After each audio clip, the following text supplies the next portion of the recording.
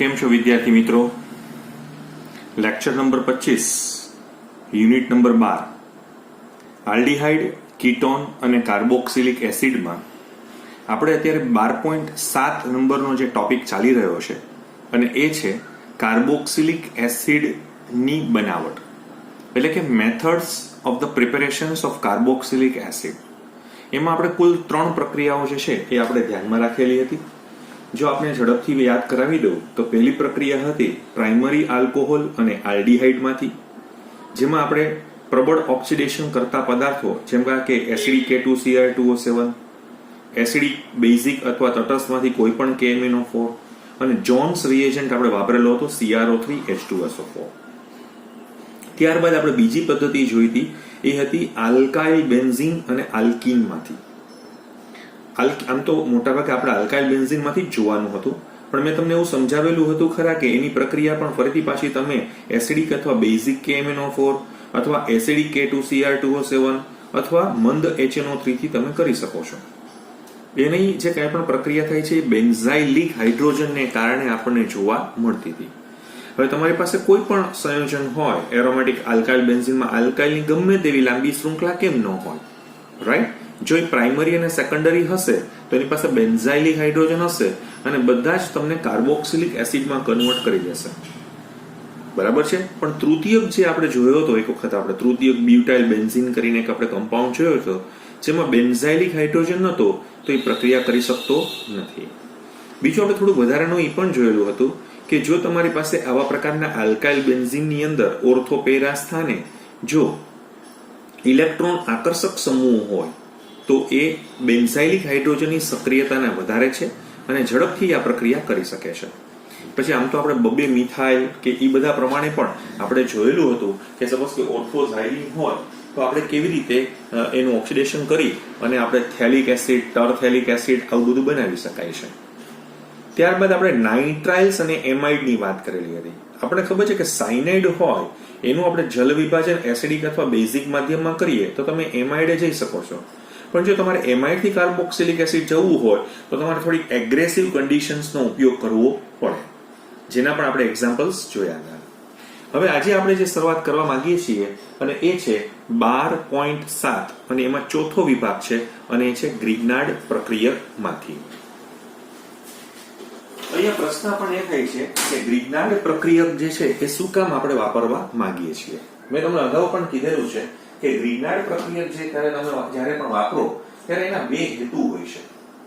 પહેલો હેતુ શું છે કે ગ્રિગ્નાર્ડ પ્રક્રિયક મહદઅંશે ઉમેરાતો હોય, એટલે કે યોગશીલ પ્રક્રિયાની અંદર આપણને જોવા મળતો હોય. અને બીજું બહુ સારો કાર્બન આયન છે, એ ધ્યાનમાં રાખવું. હું અહીંયા તમને એવું સૌથી પહેલા આપણે એ જ સમજવા માંગીએ છીએ કે તમારી પાસે કાર્બોક્સિલિક એસિડ છે, બરાબર છે. તો આપણે એવું કહી શકાય કે ગ્રિગ્નાર્ડ જે પ્રક્રિયક છે, ગ્રિગ્નાર્ડ પ્રક્રિયકની કાર્બન ડાયોક્સાઇડ સાથેની પ્રક્રિયાથી, કાર્બન ડાયોક્સાઇડ સાથેની પ્રક્રિયાથી આપણે COOH બનાવી શકાય છે. ટૂંકમાં તમારે ગ્રિગ્નાર્ડ પ્રક્રિયકમાં શું નાખવાનું છે? કાર્બન ડાયોક્સાઇડ નાખવાનો છે. એ કેવી રીતે નાખી શકાય? મોટા ભાગે તો શું હોય છે કે તમારે ગ્રિગ્નાર્ડ પ્રક્રિયક હોય એટલે ગ્રિગ્નાર્ડ પ્રક્રિયકનું ઈથરમાં બનાવેલા દ્રાવણનું ઈથરમાં બનાવેલા દ્રાવણ હોય તો એ ઈથરમાં બનાવેલા દ્રાવણમાંથી તમારે કાર્બન ડાયોક્સાઇડ વાયુ પસાર કરવાથી અથવા એક બીજો પણ પ્રયત્ન કરી શકો છો કે તમારે સૂકા ઘન બરફ, તમને યાદ આવે તો એ કાર્બન ડાયોક્સાઇડ નું શું છે? ઘન સ્વરૂપ છે ને. સૂકો ઘન બરફ શું છે? સોલિડ કાર્બન ડાયોક્સાઇડ છે, રાઈટ? તો એ સૂકા ઘન બરફમાંથી, બરાબર છે, આપણે ગ્રિગ્નાર્ડ પ્રક્રિયક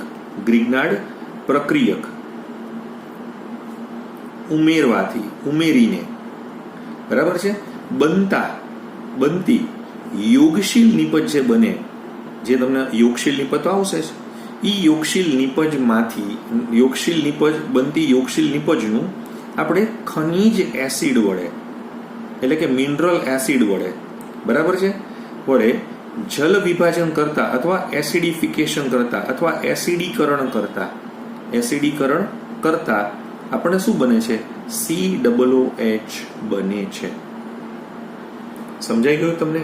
ગ્રિગ્નાર્ડ પ્રક્રિયકનું ઈથરમાં બનાવેલું દ્રાવણ હોય એમાંથી કાર્બન ડાયોક્સાઇડ વાયુ પસાર કરો અથવા સૂકો ઘન બરફ હોય, સૂકો ઘન બરફ જેને કાર્બન ડાયોક્સાઇડનું ઘન સ્વરૂપ પણ કહેવામાં આવે છે, જો એમાં તમે ગ્રિગ્નાર્ડ પ્રક્રિયક ઉમેરશો તો જે તમને યોગશીલ નિપજ બનશે એનું ખનિજ એસિડ વડે તમે એસિડીકરણ કરશો તો પણ તમને COOH પ્રાપ્ત થશે.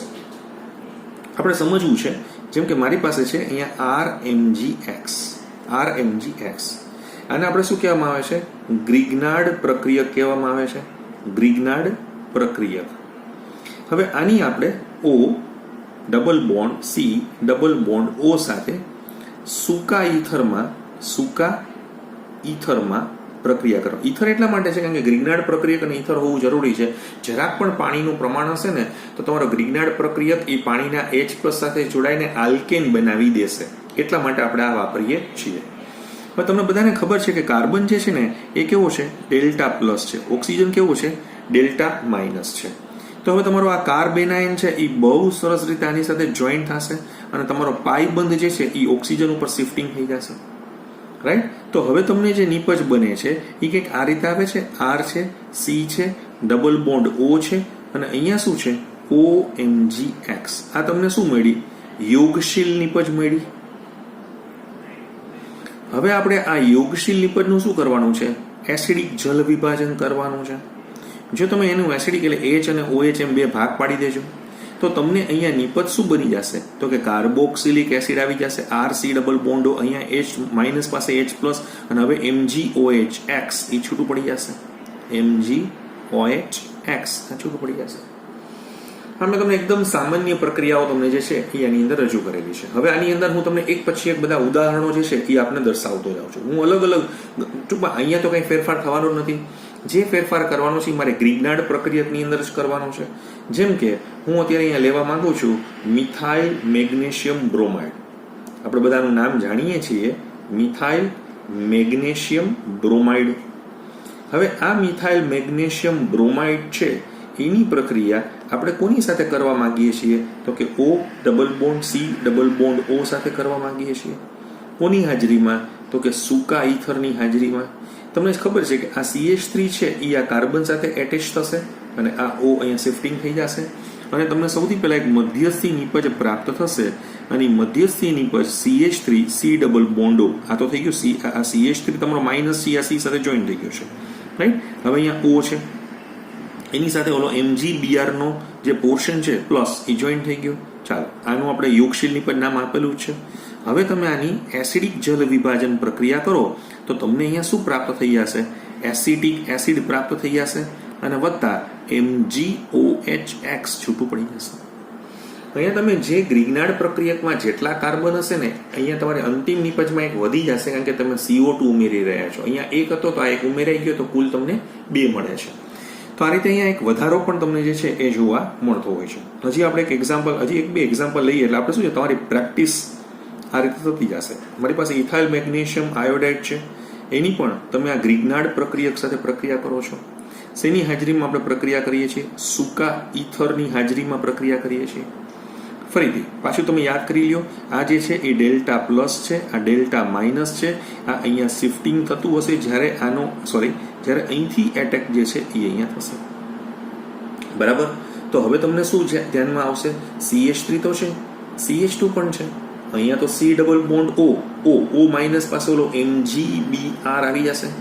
આ તમારી યોગશીલ નિપજ મળી ગઈ. હવે તમે એનું શું કરો છો? જલ વિભાજન કરો છો.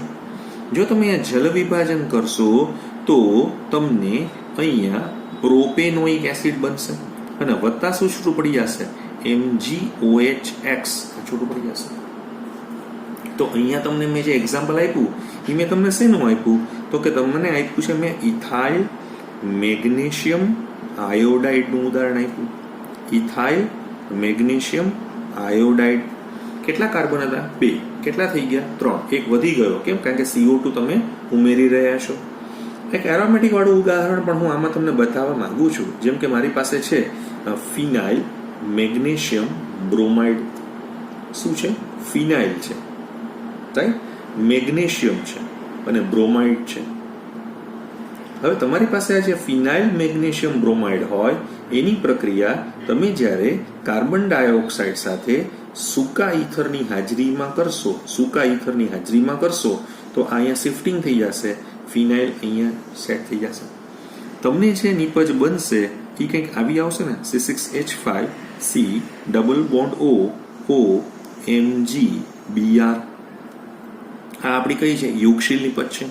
હવે એનું H+ એટલે કે એસિડીકરણ જલ વિભાજન તમે કરશો તો આપણને શું પ્રાપ્ત થશે? તો કે અહીંયા બેન્ઝોઇક એસિડ પ્રાપ્ત થઈ જશે. અહીંયા આપ જોઈ શકો છો બેન્ઝોઇક એસિડ. કેટલા કાર્બન હતા? 6. અહીંયા કેટલા થઈ ગયા? 7, કારણ કે CO2 ઉમેરાઈ ગયો છે એટલે. તો આ તમને ગ્રિગ્નાર્ડ રિએજન્ટની મારે તમને જે વાત સમજાવી હતી તે થઈ. હવે અહીંયા છે ને એક પોઈન્ટ આપણે થોડોક સમજવા જેવો છે. જો આની પહેલાના લેક્ચરમાં મેં તમને નાઇટ્રાઇલની વાત કરેલી હતી, રાઈટ? સપોઝ કે તમારી પાસે નાઇટ્રાઇલ છે. નાઇટ્રાઇલ કેવી રીતે બનાવાય ખબર છે ને? કે તમારી પાસે RX હોય, એમાં તમારે શું નાખવાનું? KCN નાખવાનું. એટલે શું બની જાય? સાયનાઇડ બની જાય. જેમ આ જે તમે નાખો ને એ ઇથેનોલની હાજરીમાં, કારણ કે આ SN1 SN2 વિધિથી વિસ્થાપન કેન્દ્રનુરાગી વિસ્થાપન પ્રક્રિયાથી આ સાયનાઇડ બની ગયો. અને આ સાયનાઇડનું ફરીથી તમે આગળ જાશો, જલ વિભાજન કરશો. સપોઝ કે તમે અત્યારે આગળ જાશો તો સાયનાઇડ પહેલા શેમાં જશે? તો કે એમાઇડમાં. અને એમાઇડ શેમાં જશે? તો કે કાર્બોક્સિલિક એસિડમાં જશે. ટૂંકમાં તમારે કાર્બોક્સિલિક એસિડ હેલાઇડમાંથી જવું હોય તો તમે જઈ શકો છો. પણ અહીંયા એક પ્રોબ્લેમ શું છે? પ્રોબ્લેમ ન કહી શકો અથવા એની વિશિષ્ટતા શું છે? કે તમે જ્યારે અહીંયા નાખ્યું તો કાર્બન વધી ગયો છે. જુઓ આ CN નો, રાઈટ? એટલે નાઇટ્રાઇલની અંદર તમે જ્યારે આલ્કાઇલ હેલાઇડમાંથી કાર્બોક્સિલિક એસિડ બનાવો છો તો એમાં એક કાર્બન વધે છે, બરાબર છે? એટલે અમે એને છે ને એસેન્ડિંગ સિરીઝ કહીએ છીએ, કે જેમાં કાર્બનનો વધારો થતો હોય એમ.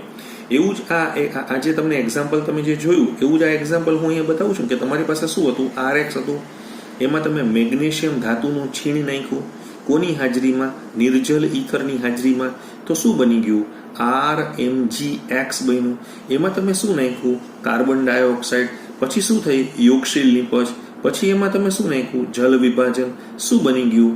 RCOOH અને MgOHX છૂટું પડી ગયું, રાઈટ? તો એનો મતલબ કે આ બંને પ્રક્રિયા તમે ક્યાંથી શરૂ કરી? હેલાઇડથી.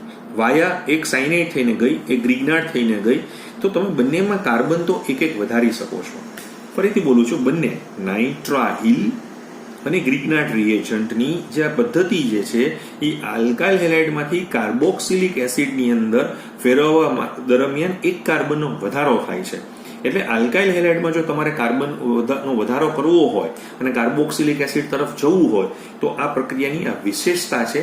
આ થોડુંક સમજી લેવા જેવું છે. આ લાઈન તમારી જે ટેક્સ્ટબુકની અંદર આપવામાં આવેલી છે એને પણ તમે બહુ જ ધ્યાનથી જોજો.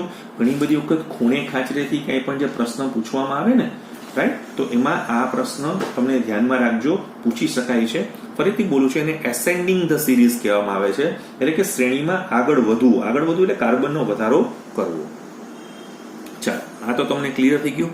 હવે મારે તમને જે 5 નંબરનો ટોપિક છે, 5th નંબરનો જે તમને ટોપિક છે, તો એ 5th નંબરના ટોપિક ઉપર હવે આપણે આગળ વધીએ છીએ. એકદમ સહેલું હતું. આ કાર્બન ડાયોક્સાઇડ વાળું કાંઈ છે જ નહીં અને ગ્રિગ્નાર્ડ પ્રક્રિયા આપણે ક્યારે વાપરવો એનો તમને ખ્યાલ આવી ગયેલો છે. હવે મારે તમને શું બતાવવું છે કે નંબર 5 છે. હવે નંબર 5 તમને જે આપવામાં આવેલું છે એ એસાઇલ હેલાઇડ અને એનહાઇડ્રાઇડ સંયોજનોમાંથી છે. હવે અહીંથી હું હમણાં તમને એક જ લાઈન બોલીશ ને, આ એક ટ્રીક છે, પણ એના કરતાં આપણે સમજી લઈએ પહેલા. એસાઇલ હેલાઇડ અને એનહાઇડ્રાઇડ સંયોજનોમાંથી અને એનહાઇડ્રાઇડ સંયોજનોમાંથી તમને પેલા ખબર છે આ કોણ છે? આ બે જણા. હું તો કહું છું હમણાં તમને હું સિરીઝ રાખીએ. મેં તમને કીધું હતું કે આપણે ભલે કાર્બોક્સિલિક એસિડ ભણીએ છીએ પણ અત્યારે તો હું તમને એના વ્યુત્પન્નો સમજાવી રહ્યો. વ્યુત્પન્નો એટલે 4 એના વ્યુત્પન્નો છે, ખબર છે ને? પહેલો વ્યુત્પન્ન કયો છે? Acid chloride. બીજો કયો છે? Acid anhydride. ત્રીજો કયો છે? એસ્ટર. ચોથો કયો છે? એમાઇડ. આ ચારે એના શું છે? વ્યુત્પન્નો છે. એક લાઈન બોલું તમને, એક જ લાઈનમાં 4 નું કામ પતી જશે. એસાઇલ હેલાઇડ હોય, એનહાઇડ્રાઇડ હોય, એસ્ટર હોય કે એમાઇડ હોય એનું જલ વિભાજન કરો એટલે કાર્બોક્સિલિક એસિડ બને અને બને જ.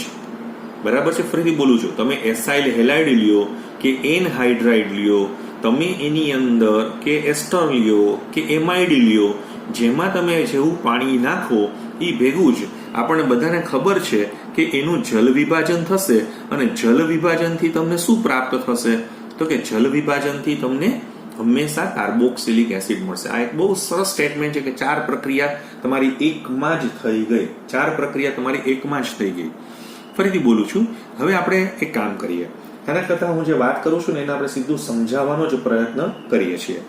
તમે જુઓ, એસાઇલ ક્લોરાઇડ અથવા એસિડ ક્લોરાઇડ જેને આપણે કહેવામાં આવે છે, એનું જલ વિભાજન પાણી વડે કરતા કાર્બોક્સિલિક એસિડ બને છે.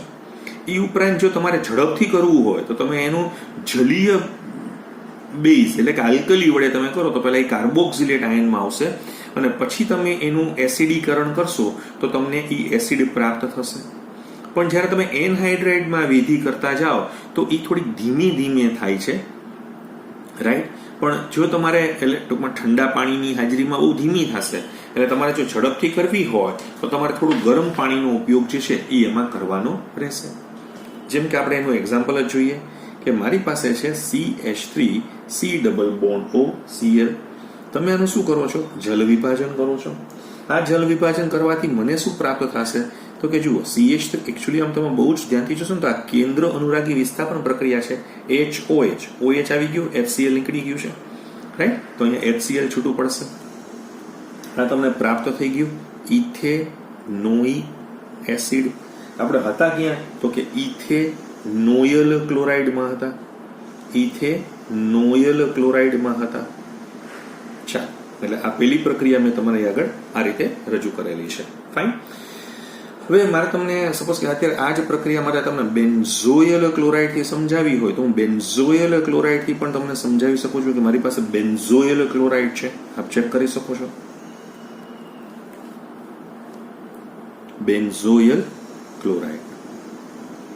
હવે આ બેન્ઝોયલ ક્લોરાઇડમાં હું થોડુંક જલ વિભાજનની સ્ટાઇલ બદલાવું છું. મારે એને બદલે પહેલા શું લેવું છે ખબર છે તમે? જલીય NaOH લેવો છે. બરાબર છે? ગરમ કરવા છે. અને બીજા સ્ટેપમાં પછી મંદ HCl વડે એનું તટસ્થીકરણ. તમને ખબર છે આ પ્રક્રિયામાં થવાનું તો શું? તો કે તમે પૂછી જ ગયા હતા બેન્ઝોઇક એસિડ બની જ ગયો તો અહીંયા. પણ એ બેન્ઝોઇક એસિડ સ્વભાવે કેવો છે? એસિડ. અને તમે નાખ્યું છે શું? NaOH. એટલે પહેલા એનો શું બનાવશે? ઓલો શું બનાવશે? અહીંયા શું આવી જશે? પહેલા Na, રાઈટ? પછી તમે મંદ HCl નાખ્યો એટલે શું થઈ ગયું? પાછું H આવી ગયો. તો તમે આવી રીતે બેન્ઝોઇક એસિડ પણ બનાવી શકો છો. બેન્ઝોઇક એસિડ પણ બનાવી શકો છો. સમજાણું તમને બરાબર? એકદમ ક્લિયર? હા. હવે આ જ પ્રક્રિયા તમે સપોઝ કે હું તમને એક ઉદાહરણ આપું છું. જેમ કે મારી પાસે છે, જુઓ, એનહાઇડ્રાઇડનું એક એક્ઝામ્પલ આપું છું. C ડબલ બોન્ડ O છે, આ O છે, આ C ડબલ બોન્ડ O છે અને આ તમે જુઓ, આનું નામ છે બેન્ઝોઇક એનહાઇડ્રાઇડ. કેવો છે? Benzoic anhydride. આજે તમે જુઓ છો ને, બેન્ઝોઇક એનહાઇડ્રાઇડ એ સાદો એનહાઇડ્રાઇડ છે. કેવો છે? Simple anhydride. બંને બાજુ સરખી છે. તમે આનું જલ વિભાજન કરો તો 2 બેન્ઝોઇક એસિડના શું મળશે? તમને મોલેક્યુલ્સ મળશે. 2 બેન્ઝોઇક એસિડના મોલેક્યુલ મળી ગયા. ચાલો, એટલે 2 મોલ તમને બેન્ઝોઇક એસિડ બની ગયું. સમજાણો તમને બરાબર? હજી તમને એક એક્ઝામ્પલ આપું છું. આની અંદર આપણે ઘણા બધા એક્ઝામ્પલ્સ આમાં આપવા હશે તો આપી શકશું. જેમ કે મારી પાસે અહીંયા C ડબલ બોન્ડ O છે, આ O છે, આ C ડબલ બોન્ડ O છે અને આ CH3 છે. આની આપણે જલ વિભાજન કરીએ છીએ તો એક બાજુ જુદો છે. જુઓ, બેન્ઝોઇક આનું નામ શું છે ખબર છે? એક બાજુ બેન્ઝોઇક છે અને એક બાજુ ઇથેનોઇક છે. આલ્ફાબેટિકલ હું જાઉં છું એટલે બેન્ઝોઇક ઇથેનોઇક એનહાઇડ્રાઇડ છે. અને આ બેન્ઝોઇક ઇથેનોઇક એનહાઇડ્રાઇડ છે ને એ થોડો મિક્સ છે. કેવો? મિશ્ર પ્રકારનો છે. જો એનહાઇડ્રાઇડ, કાંઈ વાંધો નહીં, આપણે એનું જલ વિભાજન કરશું તો એક તમને શું મળશે? તો કે એક તમને બેન્ઝોઇક એસિડ બનશે અને એક શું બનશે? તો કે એસિટિક એસિડ બનશે. હવે તમે વિચારો કે તમારી પાસે આ એસિડ ક્લોરાઇડ હતા, રાઈટ? અને આ શું છે? એનહાઇડ્રાઇડ છે. તો એવું કહેવાય છે કે એસિડ ક્લોરાઇડ અને એસિડ એનહાઇડ્રાઇડની અંદર તમે જો પ્રયત્ન જો આ બે છે ને, આ તમે જુઓ, આ બંને અપેક્ષાએ રિલેટિવલી વાત કરું, આ પ્રક્રિયા અપેક્ષાએ કેવી છે? ઝડપી છે. અને આ પ્રક્રિયા અપેક્ષાએ કેવી છે? થોડીક ધીમી છે. રાઈટ? આ તમે જુઓ છો, આ થોડીક ધીમી પ્રક્રિયાઓ છે. આ બહુ એનો મતલબ કે એસિડ ક્લોરાઇડની રિએક્ટિવિટી જોરદાર છે. એમાં હું તમને કહું, આ બેમાં પાછી કઈ પ્રક્રિયા ફાસ્ટ? તો કે આ ફાસ્ટ, કારણ કે એમાં એલિફેટિક છે ને આ એરોમેટિક છે. રાઈટ? તો એલિફેટિક એસિડ ક્લોરાઇડ હોય કે એનહાઇડ્રાઇડ હોય તો એ વધારે ઝડપથી હાઇડ્રોલાઇઝ થાય કોના કરતા? એરોમેટિક એસિડ અને એના એનહાઇડ્રાઇડ કરતા. એકદમ સિમ્પલ તમને આખી વાત અહીંયા સમજાવવામાં આવેલી છે. તો તમને એનો ખ્યાલ આવી જશે કે આપણે કઈ રીતે આની જે પ્રિપેરેશન્સ જે છે એ આપણે સમજી રહ્યા છીએ. હજી આપણે એક પોઈન્ટ આપણે ડિસ્કસ કરવા માંગીએ છીએ, અને એ છે એના પછીનો એક મુદ્દો આપણને આપવામાં આવેલો છે, અને એ મુદ્દો તમે બહુ જ ધ્યાનથી તમે જોશો તો તમને શું આપે છે એ તમે ચેક કરજો.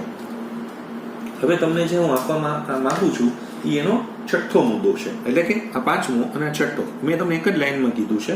અને છઠ્ઠો મુદ્દો તમને એવું આપે છે કે એસ્ટર સંયોજનોમાંથી, એસ્ટર સંયોજનોમાંથી. આમ તમે જોવા જાઓ ને તો આમાં 4 વ્યુત્પન્નો આપણે આવી ગયા. એની પહેલાના લેક્ચરમાં મેં તમને એમાઇડ સમજાવ્યું હતું. એનું થોડુંક જલ વિભાજન થોડુંક મુશ્કેલ હતું. યાદ આવે તો આપણે ઉગ્ર પ્રક્રિયા પરિસ્થિતિનો આપણે ઉપયોગ કરતા હતા. રાઈટ? પછી એસિડ ક્લોરાઇડ જોયું, પછી એનહાઇડ્રાઇડ જોયું, અને હવે આપણે એક એસ્ટર જોઈ લઈએ એટલે એકદમ ક્લિયર થઈ જશે કે તમને એસ્ટરના રેફરન્સમાં શું થશે.